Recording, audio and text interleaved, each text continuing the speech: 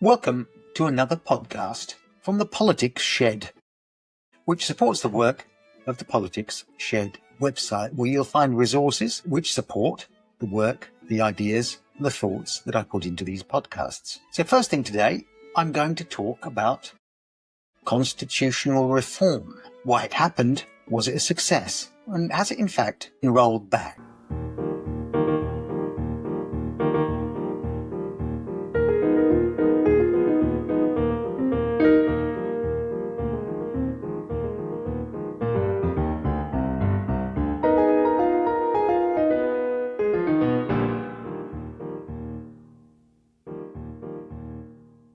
If you're going to talk about the reform of that constitution, you have to decide where to start. Because as I explained in the last podcast, the British Constitution is flexible. Well, not as flexible as it might appear, but nonetheless, it's flexible. At least it can be very flexible. Unlike many other countries, the British have avoided some of the upheavals, wars, and so on, notwithstanding the English Civil War. But at least certainly since the 17th century, the British have avoided major disruptions which in other countries have led to constitutional change. And at least part of the explanation is the flexibility of the British Constitution. In other words, it's really rather like letting the fizz out of a bottle. The British have been able to do it kind of slowly and avoid things like the French Revolution, I suppose. So could, if you liked, start talking about changing the British Constitution from the Magna Carta, or indeed the Bill of Rights, or indeed any of the great moments of change, the end of the Civil War, the restoration of the monarchy, the 19th century, the increasing franchise during the 19th century, votes for women, and so on. There have been many moments where you would look at the changing nature of the British Constitution and see its evolution. But I'm going to start from 1997. And as any student of politics will know, 1997 is when the Labour Party came to power and instigated what I think would be fair to say one of the most rapid and far-reaching periods of constitutional change in British history. It shall be a government rooted in strong values, the values of justice and progress and community, the values that have guided me all my political life, but a government ready with the courage to embrace the new ideas necessary to make those values live again for today's world. A government of practical measures in pursuit of noble causes. Well, to go back in time to 1997, you have to ask, first of all, why the Labour government came to power, committed to electoral reform, House of Lords reform, devolution, an overhaul of the British Constitution. Why these appeared, as it were, to be important to the Labour Party of 1997? Well, for a start, the Labour Party of 1997 is often described, or will be described itself, in fact, as New Labour. Now, New Labour, different to old Labour, not so different in a way. If you look at the history of the Labour Party, and I will in a separate podcast, in many ways Labour is a reformist party rather than a left-wing socialist party. But certainly the party that came to power in 1997 was less committed to grand economic change. And this underpins a lot of the left's understanding of the world before 1997, were democratic socialists or social democrats and left-wing socialists see the economy and reforming the economy as the basis to leading to other things. In other words, people reflect the kind of economic circumstances and the economic fairness, and economic structures shapeth man. Well, in 1997, this new Labour Party, led by Tony Blair, is much more influenced by a philosophy of third way politics, kind of John Rawlsian social justice. So social justice is more important to Labour in a sense than economic transformation. And in a third way sense, people like Anthony Giddens and so on had influenced Labour with the notion of an effective machinery for politics, and above all, the efficiency of capitalism. Capitalism could generate wealth. In this sense, for third way socialists, if indeed they are socialists, capitalism is the servant of social justice. Well, the third way is simply a label for updating left-of-centre political thinking in the light of the big changes going on in the world, those changes being globalisation, integrated world marketplace, a new economy because we now live in a service-based economy rather than a manufacturing economy, and all sorts of problems which have come down, certainly in Europe, around the welfare state.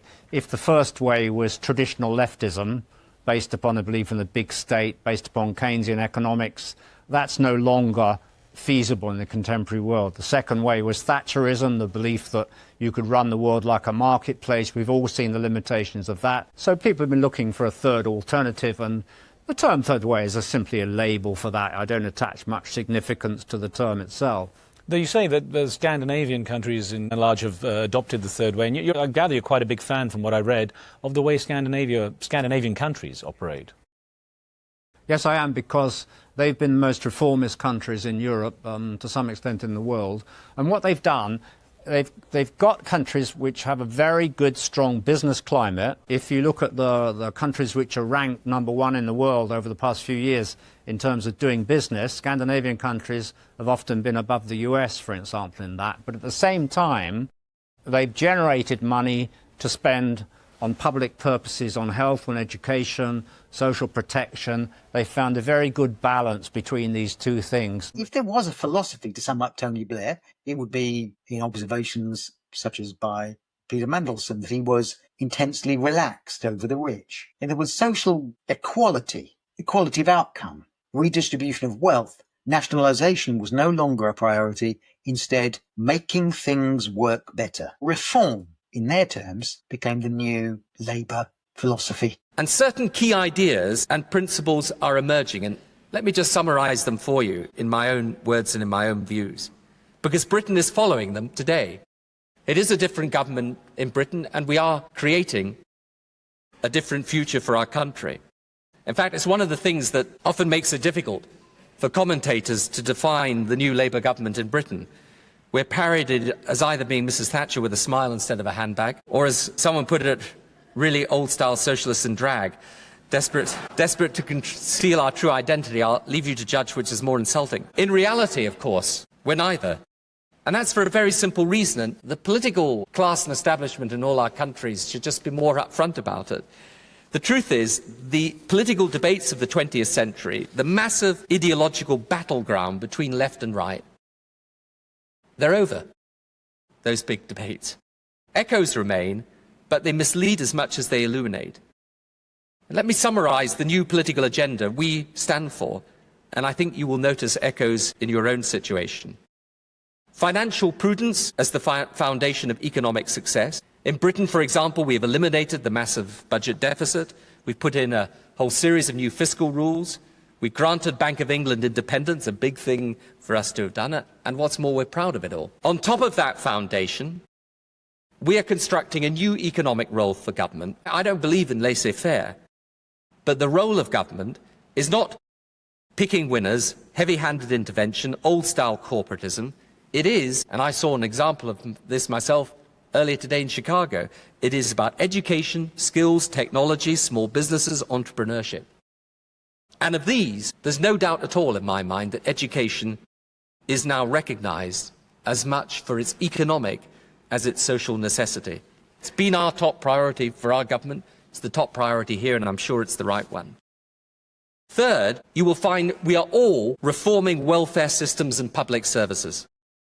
In Britain, for example, we're introducing measures to tackle failing schools and reform the teaching profession that I was going to say would have been unthinkable by any government a few years ago, but in actual fact you apparently are doing most of it here in Chicago anyway. Big changes we've put through to our National Health Service. We're very proud of it, but the truth is it needs to change for today's world. And as a result of welfare reform, for the first 2 years of this new government in Britain, welfare bills have actually fallen for the first time in decades. The fourth thing you'll notice is that we are all tough on crime and tough on the causes of crime. I think the debate between liberals and hardliners is over. No one can really dispute the causes of crime.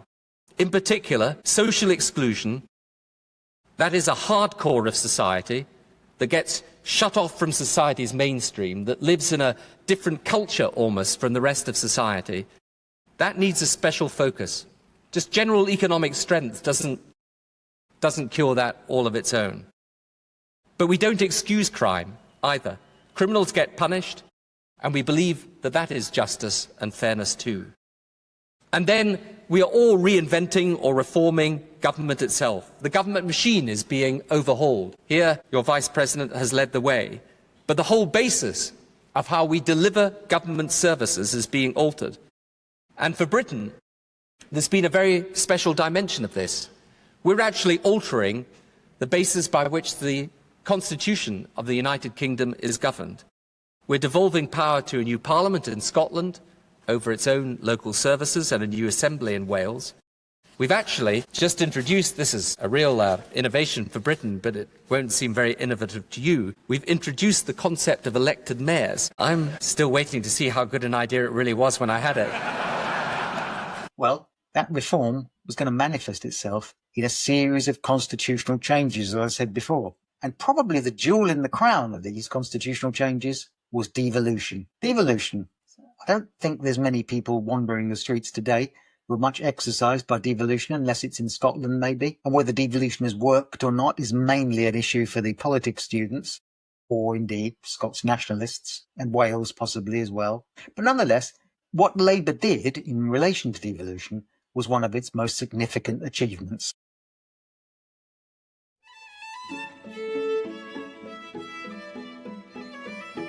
Devolution is different to federalism, as every politics student will know. Federalism relies on the division of power.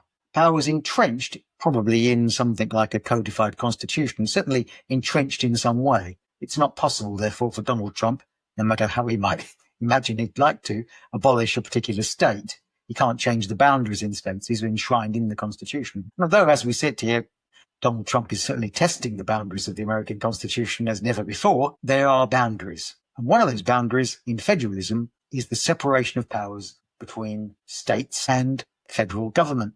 Devolution is different. It's about a transfer of power from a superior to an inferior body. So, under devolution, parliamentary sovereignty remains intact. Parliamentary sovereignty, that important key principle of the British Constitution, that Parliament is the ultimate legal lawmaking authority. I think as A.V. Dicey pointed out, nothing Parliament can't do legally. Politically, there's lots, of course, it can't do, as we shall explore when we look at the consequences of devolution. So in 1998, the Devolution Act created a Scots Parliament. Before that, it'd been attempted in the 1970s. The previous attempt at devolution by Labour had been in 1979.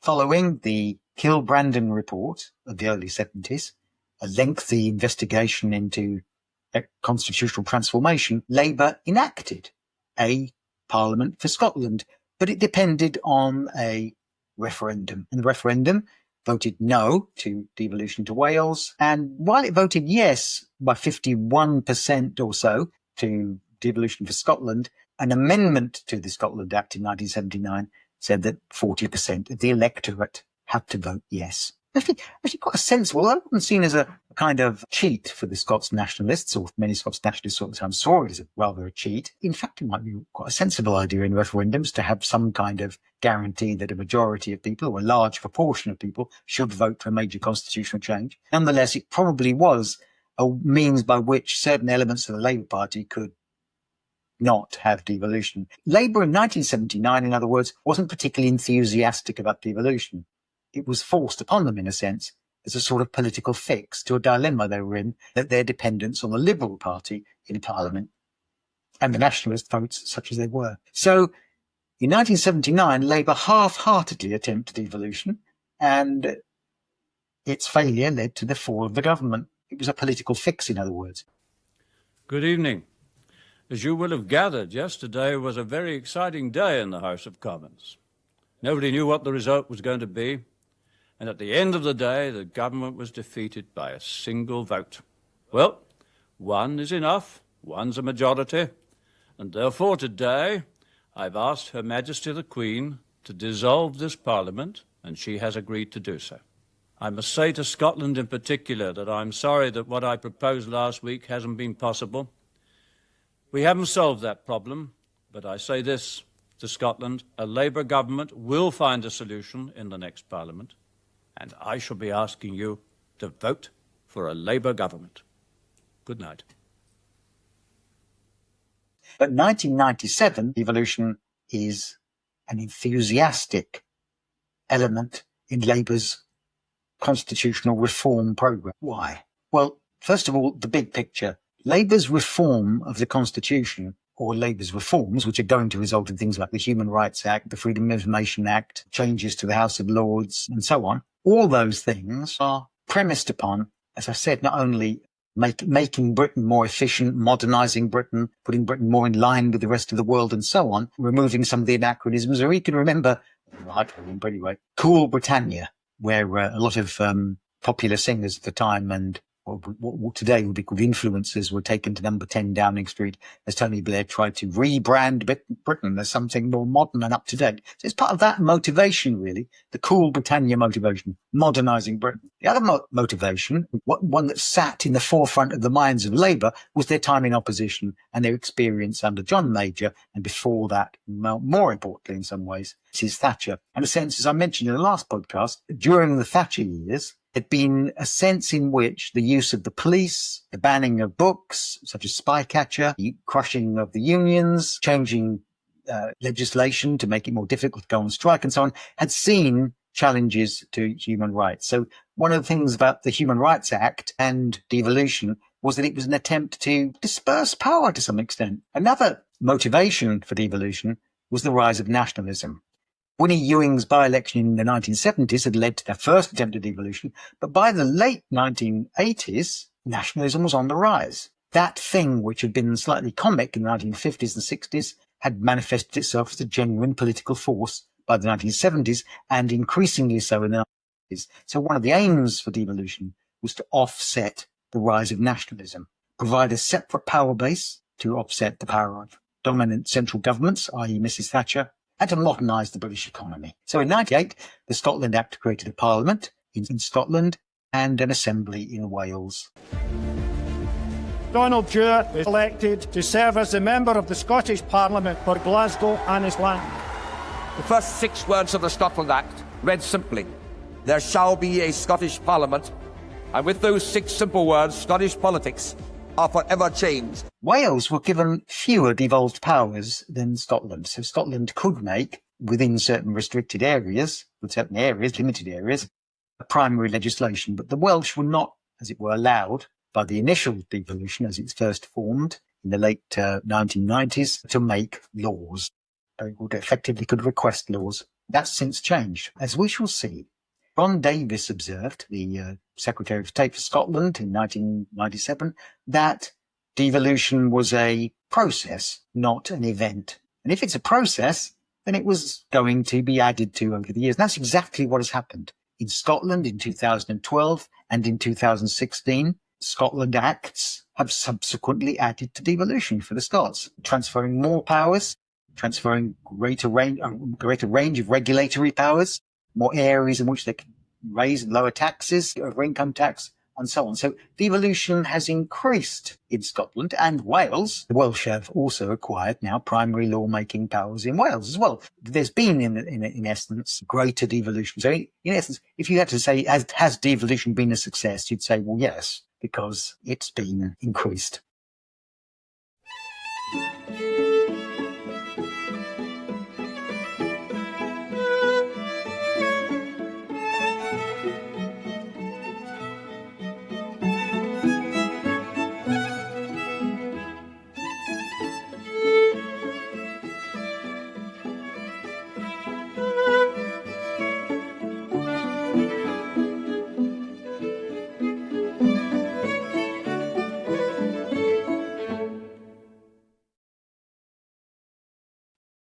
So devolution then could be described as a success in the sense that it's widely accepted, both in Wales and in Scotland. This is this might be particularly surprising in Wales, since the Welsh seem the most hesitant about devolution. You can see that from the simple fact that in 1979 they voted against devolution, and in 1997 they voted very marginally. I mean, 0.5% was the difference between voting for devolution and voting against. So why were the Welsh so nervous about devolution? Well, the arguments that seem to be most telling against devolution at the time for the Welsh was that you were creating another strata of politicians, and politicians would do what politicians do, which is think of reasons to increase taxes and reasons to spend money not well. So that was kind of the argument. Governments don't spend money well. So if you're a bit worried about government and you think that another lot of politicians, not a good idea, then that, to some extent, was a persuasive enough argument to make devolution nearly didn't happen in Wales. Scotland, on the other hand, voted fairly substantially for devolution, had a double vote in Scotland, whether there should be tax-raising powers for the new Scottish Parliament and whether there should be a Scottish Parliament, and they voted yes in both cases. Again, the fact that the Scots were asked whether or not they wanted to give their new Parliament in 1990 tax-raising powers was again an indication of the main, most telling argument against devolution, that this new governments will find reasons to take your money away. Well, since then, the history of devolution in Wales, certainly, and maybe rather surprisingly, has been the Welsh have grown to love their Parliament.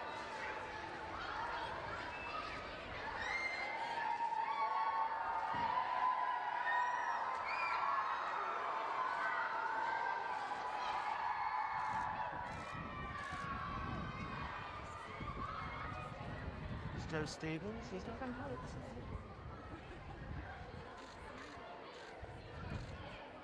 Llywydd, Brif Weinidog.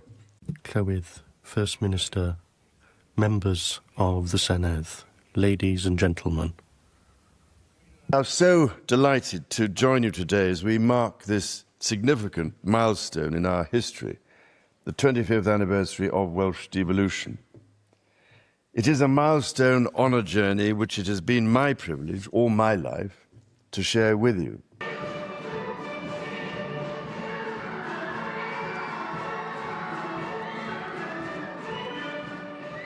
In 2020, they stopped calling it the Assembly for Wales, the Welsh Assembly, and called it the Parliament for Wales, or the Senedd. So it's now a parliament. In 2011, they had a referendum, and 64% of the Welsh voted. The turnout was not moderate, but nonetheless, 64% of those who did vote voted to give the Welsh Assembly and the Welsh Executive thereby more powers, primary lawmaking. So you can see why initially the Welsh Parliament, the Welsh Assembly wasn't given primary lawmaking powers, because of the effectiveness of the argument that it would lead to more taxes. Had in 1997 the Welsh been asked whether they wanted to give the Welsh Parliament tax-raising powers, they'd almost certainly voted no. That may have swung it against the whole project. So in 2011, more powers to the Welsh Assembly. In 2020, a change of name to the Welsh Parliament. And generally speaking, partly because the fears and worries that they would increase taxes and waste your money didn't take place. In fact, the Welsh Assembly survived the Vaughan Gethin scandal. I suppose it's a scandal, but the short-lived premiership of First Minister Vaughan Gethin, who was mired in accusations of financial irregularity. Popularity has remained reasonably high, and the Welsh have come to love their parliament. So much so that any thought of it being got rid of, being abolished, is really not on the agenda. Another contributing factor to the Welsh growing to accept, at the very least, their parliament or their assembly was the fact that the election results, because of the additional member system that was used, a proportional system, meant that it was very difficult for the assembly to be dominated by one party. Labour has consistently been the largest party of all the devolved elections in Wales. However, they've either had to rule, therefore, they've ruled either in a coalition with the Liberals at first and later with Plaid Cymru, and currently, after the 2024 elections, they're currently a minority government. That, I think, assuaged some of the worries about party dominance, possibly. It gave a greater voice. It appeared to be more democratic. These could be reasons why the Welsh grew to love their assembly. On the other hand, also the fact that Labour, Welsh Labour, has been a little bit different to National Labour, particularly contrasted rather with the Blairite years and so on, that there was a feeling that Labour in England was a bit more third way and Labour in Wales, well, a bit more traditional old Labour. So that again gave a sense that Wales was able to assert a certain degree of Welshness over this new arrangement. So, since they've had primary law-making powers, they're able to change speed limits, rather controversially, but I think a rather good idea, reducing speed limits across Wales, and different spending priorities, and so on. But they haven't significantly altered the tax regime in Wales. So again, that worries that this might occur haven't occurred. As time goes by, it may be, as with the devolved arrangements in Scotland, that they are not so popular.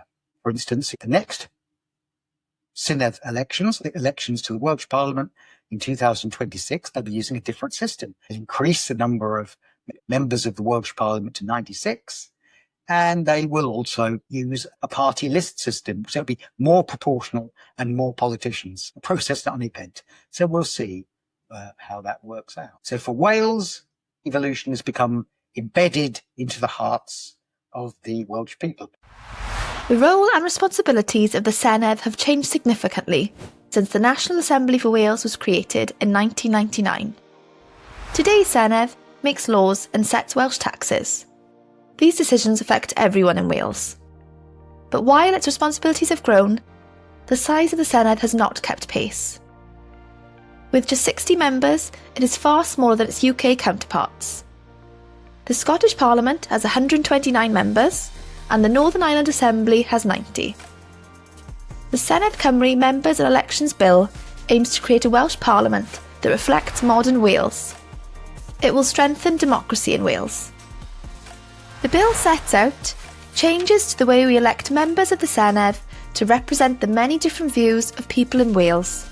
More members of the Senedd to scrutinise legislation, the Welsh budget and taxes, and to hold the Welsh Government to account. A return to holding Senedd elections every 4 years. In Scotland, more powers have been transferred to Scotland in 2012, 2016, so-called Devo Max and so on. More powers have gone to Scotland. They've increasing their regulatory powers and their law-making areas of responsibility, particularly following the Calman Commission, which was set up by opposition parties in Scotland. Devolution, therefore, since it was patently one of its objectives was to prevent or to curtail the movement towards an independent Scotland, is seen rather warily. So the transfer of more devolved powers to Scotland will either be seen as half-hearted, insufficient, or for what it genuinely is, an attempt to buy the Scots off with a kind of watered-down independence or non-independence or a sort of home rule, rather patronising home rule. When they promised us home rule, Devo to the max, near federalism, that was then watered down by the Smith Commission, and now it's being watered down further by David Cameron. So I suspect the proposals today will go down like a lead balloon in Scotland, but will we be using our parliamentary influence to make sure that Scotland gets delivered to us what we were promised, and that is home rule, near federalism, and Devo to the max. So in Scotland then, the election results first put Labour in power, as was expected. Certainly the use of the additional member system by the Labour government was generally there for good reasons of democracy and so on. But it was also there because there was a belief that this would make one-party dominance in Scotland highly unlikely. So the fact that the Scots nationalists have become the largest party in Scotland up until the last elections was really rather a surprise. So the Scottish National Party, achieving an overall majority for a while, they've since subsequently lost the last election, was rather a surprise. And in many ways, it would have been seen only a few years ago, the advance of the Scottish nationalists, their overall majority in Scotland, their success in Westminster elections, would have seemed like devolution had failed at one of its most fundamental objectives, which was to prevent an independent Scotland. One, referendum, though, which was held on the 18th of September 2014, fairly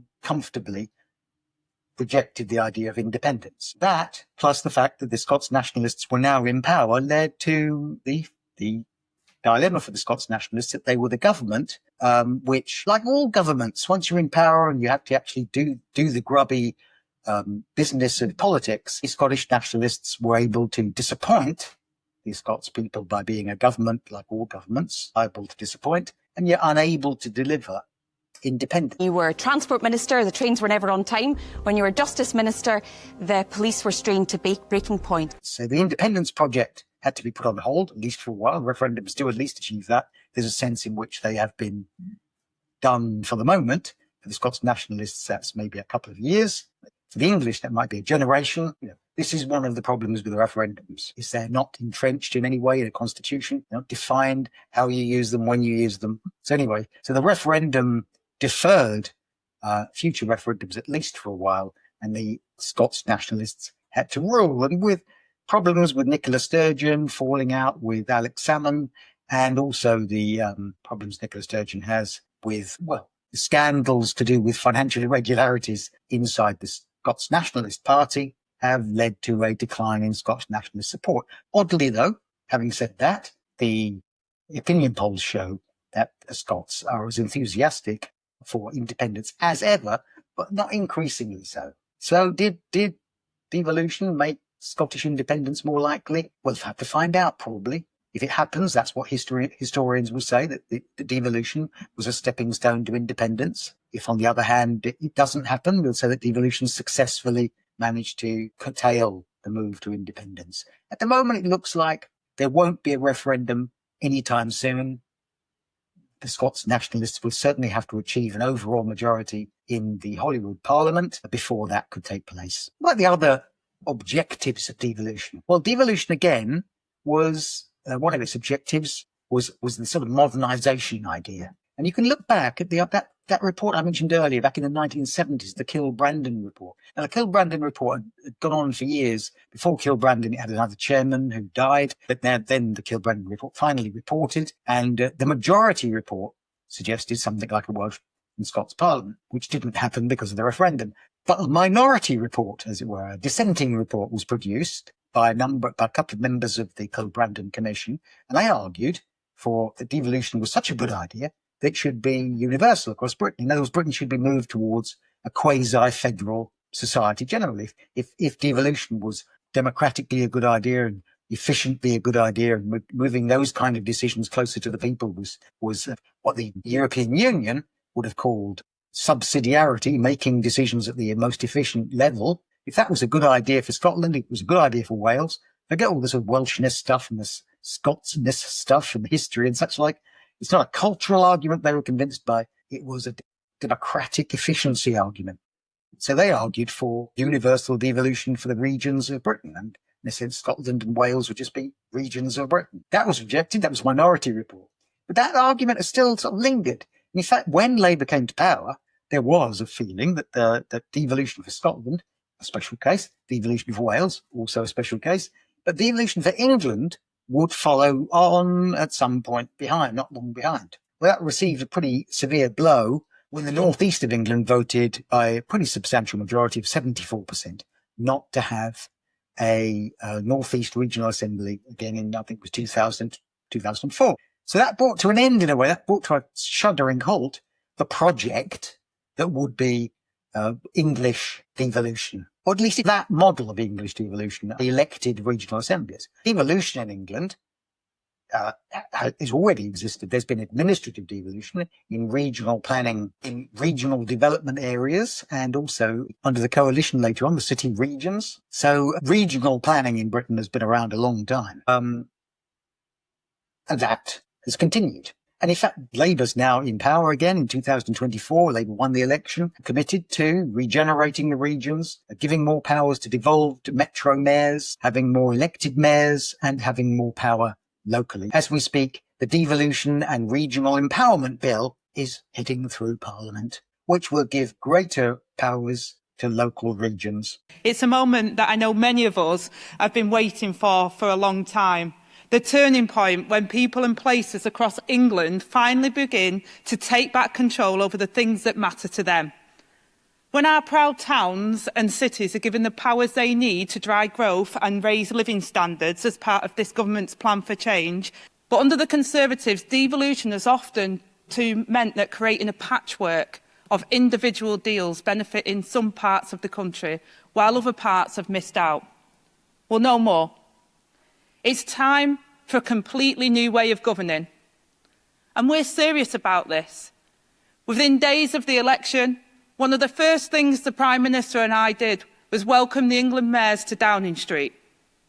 We can't bring about the change and the national renewal that we were elected to deliver without them. Devolution will no longer be agreed by the whim of a minister in Whitehall. It will now be default in our constitution. So Labour haven't given up on that idea that what devolution is really about is bringing greater democracy into the British system of governing and great efficiency, since it makes more sense to have services of all kinds and regulatory authorities of all kinds at a regional level. This might also offset another ongoing problem, which was that Britain is a very strange country in the sense that wealth is concentrated in the southeast and the Midlands. If the Midlands of England and the southeast were a country of their own, it'd be as wealthy as Germany, and if the north of England and Scotland and Wales were a country of their own, they'd be as poor as Greece. Now that difference, the unlevel playing field of Britain, or the unlevel wealth or the unlevel opportunities, living, for example, people in the northeast of England live shorter lives than people in the southeast of England. And that levelling up objective, something that became a slogan underneath became a slogan of the Conservative government, is still there. And in a sense, that was one of the objectives of devolution, to try to bring to Scotland and bring to Wales and bring to the north of England the kind of political clout that would operate more effectively within the European Union, which itself, again had a policy of subsidiarity. Regions were part of the kind of way in which the EU would operate. Very ironic, of course, that the Welsh voted for Brexit when they were one of those regions that benefited most in the UK from EU development money. So devolution then was a modernising thing. Did it work? Well, the problem with that is you wouldn't have said that Wales and Scotland and North England have noticeably economically closed the gap between the South, with the South. That wouldn't be true, particularly. And of course, the cancellation of the bit of HS2 that made the most sense indicates that levelling up is going to take longer, and there really isn't the political will for it so far that might have made it more than a slope. Also, if you're going to modernise a country, in a sense, devolving asymmetrically, powers to Wales that were different to powers to London, that were different to powers to Scotland, different to the powers and formulation for Northern Ireland, might well seem a rather odd and uncoordinated, without an overall blueprint of exactly where you're going with this. Again, if there was a blueprint, which was devolution for the whole of Britain, that sort of has been rather curtailed, and certainly half-hearted, certainly piecemeal, and of course, any kind of devolution, indeed any kind of federalism, this will be true of Germany and the United States as well, you're going to have inequality. There will be, I used to say to my students, there will be somewhere in Britain a place where someone lives right on the Scots-Welsh border. On the English side of that border, they can see their neighbour who lives on the Scots side of the border, and they know that in that house, were they to move a few hundred yards up the road, they would have health care for themselves and their elderly parents when they become old, and their children wouldn't have to pay fees to go to university. And that might be separated by 100 yards or so. Just as in the United States, or in any federal society, taxation, and I used to be driving across the United States, I used to notice how you could drive from one state to another, see this big sign up, you're now entering such and such a state, and the roads became noticeably better or noticeably worse. So there is an inequality inevitably built into federal systems of any kind, or quasi-federal systems like devolution. Another inequality is sometimes referred to as the West Lothian question. Now, the West Lothian question was raised by a politician called Tam Dael.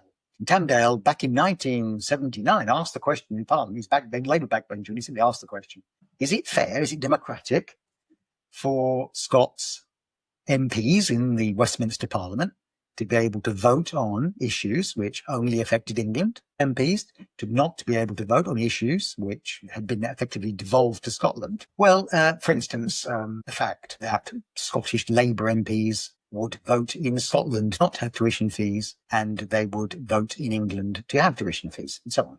So this was patently an anomaly, a democratic anomaly, and it was, well, it's a possible answer to this. So an English Parliament might be one answer. Devolution for the regions might have answered this to some degree. And an experiment was tried called EVIL, or English Votes for English Laws. And this was a procedure, rather complicated procedure, inside the House of Commons, a complicated mechanism for deciding that certain laws would have to go through a different procedure if they were deemed to be laws for Scotland, or if they were deemed to be laws for England. Again, that's gone. So you could say of the West Lothian question that it remains unanswered. However, it may well be that you can identify benefits of devolution. For example, the Supreme Court Judge Louis Brandeis in the United States coined the phrase laboratories of democracy, referring to the states. In the United States, different states will try different answers to problems, from gun control to environmental problems. California has some of the strictest environmental controls in the world. In Texas, some of the most relaxed environmental controls. They'll have different tax regimes and all sorts of things. And indeed, so good ideas that seem to work in one state will tend to be copied by other states. So this plurality of social policy leads them to be laboratories of democracy. And you see some of that since devolution in this country. For instance, again, I mentioned earlier the Welsh speed limit. I see how popular that is, how successful it is. Things like the London emission zones and restrictions on cars being brought into London have been copied by other cities around the world, actually, because they're being copied by other cities in this country. The Scots and Welsh welfare policies and so on, and planning policies, will no doubt be copied across England, basically, and copied by each other and so on.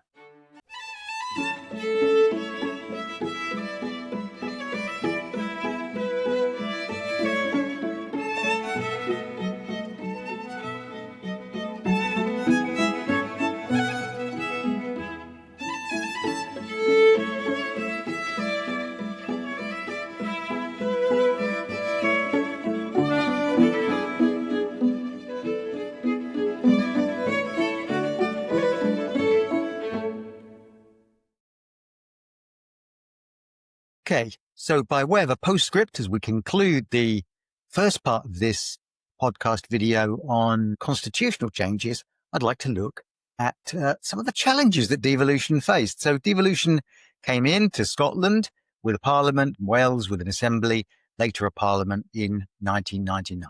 And probably the biggest challenge that it faced was Brexit, kind of an earthquake in English or British, sorry, I should say British constitutional terms. Why was Brexit such a challenge for devolution? Well, the Welsh Assembly and the Scots Parliament were created when Britain was part of the EU, into a context of membership of the EU. And it may have happened anyway if Britain hadn't been part of the EU, and it had other arguments in favour of devolution. But that was the backdrop, and that was the sense in which it gave an extra impetus, an extra argument for devolution.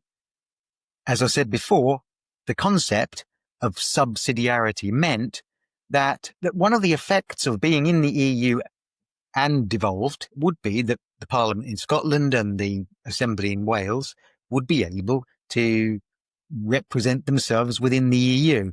The EU was structured around multi-level governance, I've mentioned this before, 3 layers of government and so on, with the devolved regions of Europe able to assert some kind of identity. So this might be an answer to that ongoing kind of structural issue that's been forever in this country, which is its grim up north. In other words, we have a great disparity between wealth in the south and the north of England and Scotland and Wales. So the Celtic fringes and with luck, the devolved regions of Britain would be able to assert themselves within the EU, to lobby for funds, to have an extra voice. So it made a kind of sense. I remember, I don't know, it was in the late 90s, discussing with my students, that the being in the EU made the ongoing troubles in Northern Ireland, certainly the campaign by the IRA, as sort of pointless, really, since to all intents and purposes, the only reason the army were in Northern Ireland and there were checkpoints along the borders and watchtowers and wire fences and such like was because of the IRA campaign. If you take away the IRA, living in Northern Ireland was going to feel very much like living in Southern Ireland. The border would effectively disappear. So it wouldn't be politically part of United Ireland. But in all intents and purposes, all the things you might want for being part of a United Ireland would appear to exist within the EU. So anyway, so the EU, being in the EU, made a kind of sense of Britain and a sense of these regional voices that would assert themselves. So in 2016, a slender majority of those who voted to leave the EU, not a majority of the electorate. Anyway, those were the rules, and we left, and every opinion poll has suggested since that if the referendum were held any time subsequently, people wouldn't have voted to leave the EU. The result would have been different. But nonetheless, that's a referendum for you. It's a snapshot in time. And there it is.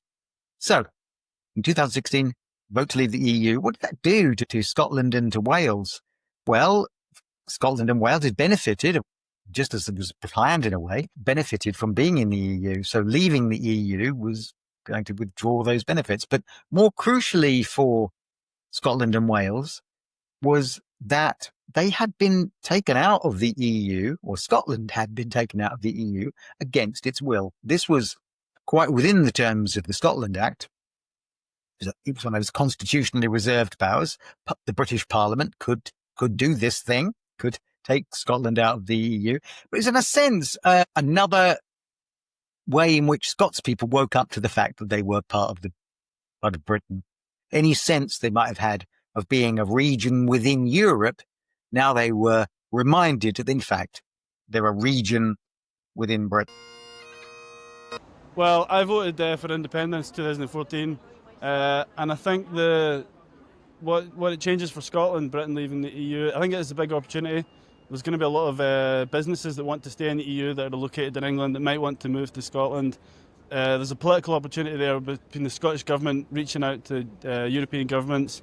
So I think it's a big chance for Scotland to do something different. We're not going to stay part of the UK. 2014, I voted for the independence. 2016, remain in Europe and feel a bit let down. Usual politicians tell you what they want you to hear. And next referendum, be voting for independence again. Only this time at work. Well, we do a lot of trading with the EU, but even if we were to go independent, Nicola Sturgeon would have still wanted us to be a part of the EU. So with the IndyRef 2, if that's going to happen, she's going to fight for us to go back into the EU, which I'm happy about. But I think you need to be part of something, especially with how the world is turning out nowadays. It's not a very safe place to be in right now. This was brought home even more emphatically by the UK Internal Market Act, which in 2020 was a piece of legislation that went through Parliament that sought to establish within Britain the kind of single market opportunities and efficiencies and freedom of movement of goods and regulatory uniformity that existed inside the EU. Very sensible, you might imagine, although it struggled to get through Parliament and was bounced back from the House of Lords on 3 occasions. And you might wonder why it was so contentious, because it appeared to people in Wales and people in Scotland to be somewhat of a power grab. I call Emma Roddick to be followed by Faisal Chowdhury. Up to 4 minutes, please. Thank you, Presiding Officer. I just want to start by saying that recycling schemes and dog breeding and restrictions on products high in sugar, the Internal Market Act is acting as a sword of Damocles hanging over anybody trying to govern Scotland or any of the other devolved nations within the UK. Now, these issues and the other ones that have been raised in the debate so far are issues that this Parliament can do. These are devolved issues. So it's all very well to shout about we should use the powers that we've got. But that's what this whole debate is about. Let us use the powers that we've got. Yeah. The Scottish Parliament and the Welsh Senev refusing consent to this legislation should have been the end of it, and in any normal democratic setup it would have been.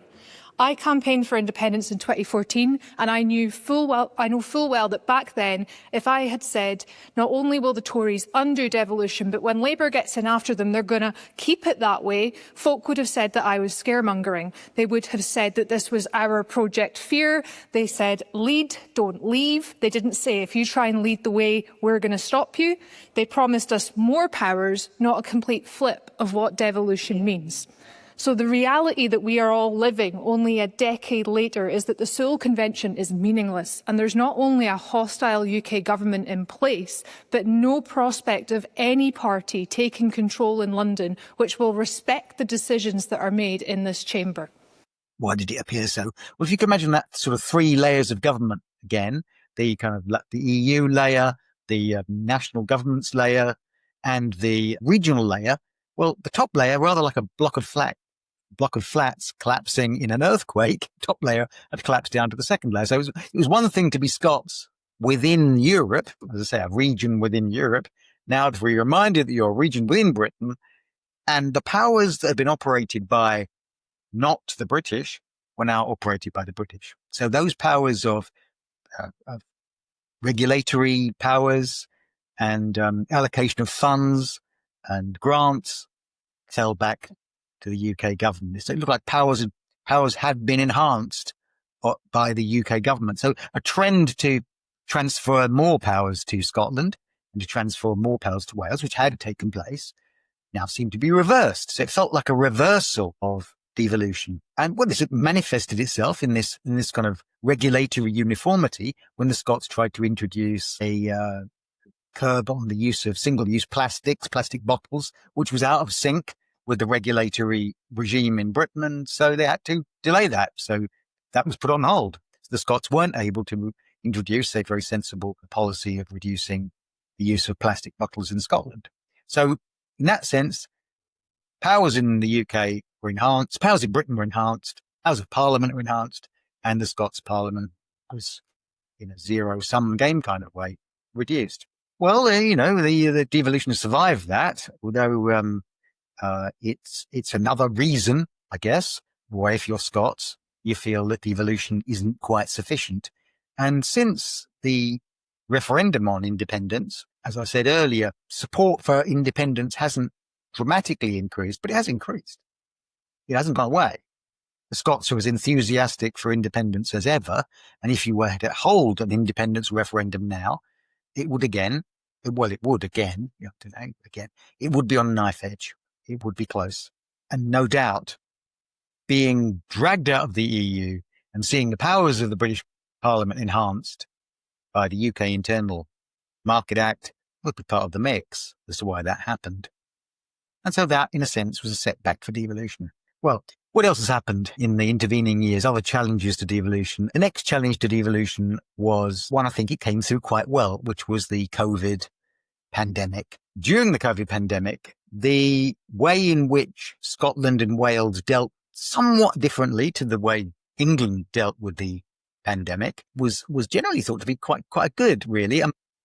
There was some controversy over Mark Drakeford and the way in which lockdowns were imposed a little bit differently than in England. Nicola Sturgeon received many plaudits for clarity of her communication, and decision making seemed to be well. They both seem to contrast. Nicola Sturgeon particularly seemed to contrast with the shambolic and downright clownish image of Boris Johnson during the lockdown and lockdown parties and Partygate and so on. So in that sense, COVID showed devolution working quite well. I mean, Scotland and Wales are different, and they were able to respond to this national crisis differently. And that, in a sense, was a plus for devolution, or what you might say it was designed to do. So what I am telling people across Scotland that they now must do to help us fight this virus is stay at home. That is the clear message I gave yesterday, and I am reinforcing that message now. From tonight, the only permissible reasons to leave your home are as follows. Firstly, to shop for basic necessities, and I'm asking that you should limit that to once a day. Second, to take exercise, again, once a day, but to do so alone or with your own household, not in groups. Third, the time has now come for us all to do more. From this evening, I must give the British people a very simple instruction. You must stay at home. You should not be meeting friends. If your friends ask you to meet, you should say no. So we are saying, don't go to work, go to work. Don't take public transport, go to work, don't go to work. Stay indoors. If you can work from home, go to work. Don't go to work.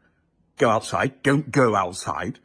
And then we will or won't, something or other. As the Scots nationalists went through their crisis, leaders changed and problems with scandals and so on, one issue emerged, which was what would happen, was always there really, what would happen if Scotland passed a piece of legislation that was thought to be incompatible with British legislation. It was always there to some degree, reserved powers for the British Parliament and devolved power for Scotland, but there was always going to be a high degree of ambiguity. There would be occasions when a law in Scotland would contrast or conflict or be seen as incompatible with something in the UK or some sort of international agreement, which when sort of foreign policy and international agreements remained in the hands of the British. So this happened with the Gender Recognition Bill.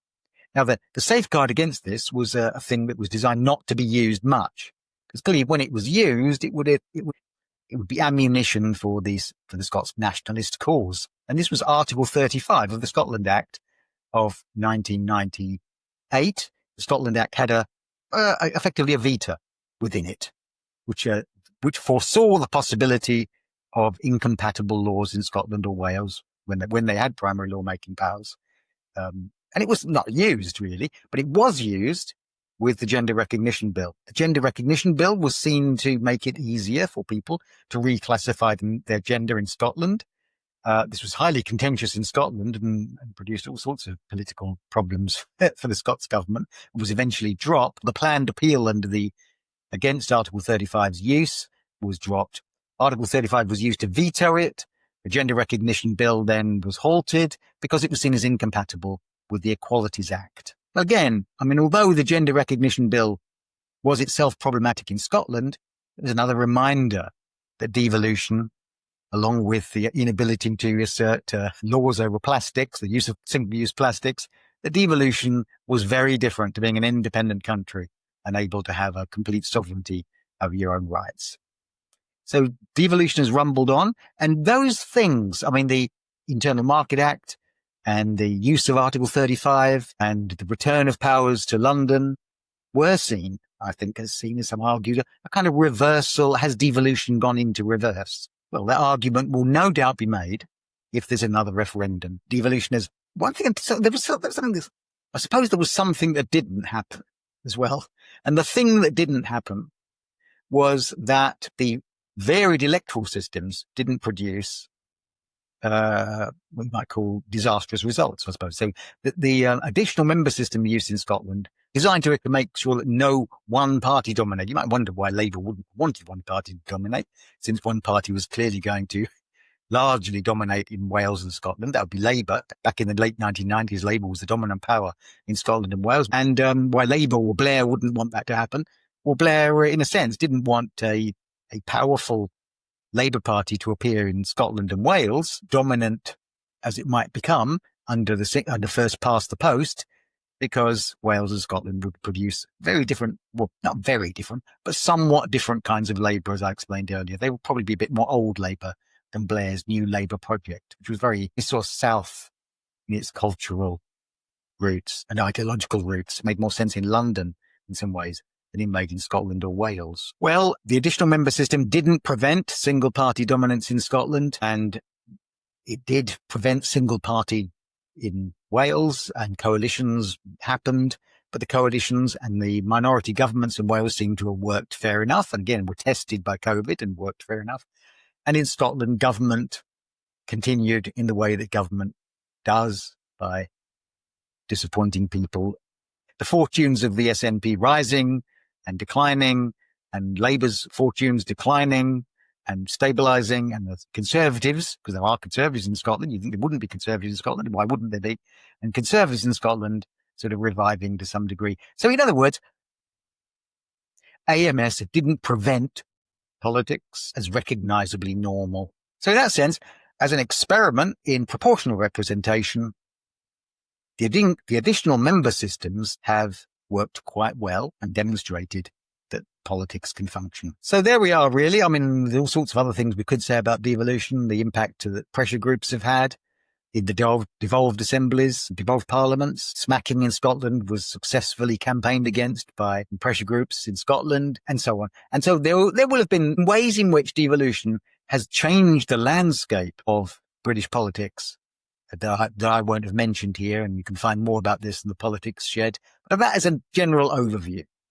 So if you're a politics student and you're studying constitutional change, I'm going to give devolution, if I haven't done so already, a comfortable 7 out of 10, possibly 8 out of 10, because it's established itself, because it's here to stay, and because it's had, I would say, more beneficial effects than negative, and has worked surprisingly well. Next, the Human Rights Act, probably the second most significant constitutional change by the new Labour government.